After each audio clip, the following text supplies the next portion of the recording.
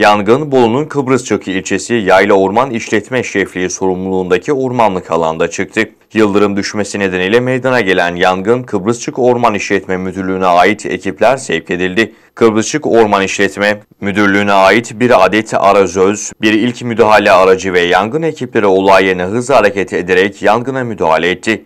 Sarp bir arazide meydana gelen orman yangını için ekipler 700 metre hortum sererek yangına müdahale etti. Yangın uzun uğraşlar sonucu kontrol altına alınarak büyümeden söndürüldü. Yangını büyük bir felakete yol açmadan söndüren Kıbrısçık Orman İşletme Müdürlüğü yangın ekipleri olay yerinde soğutma çalışması yaptı. Yetkililer vatandaşları orman yangınlarına karşı daha dikkatli olmaları konusunda uyardı.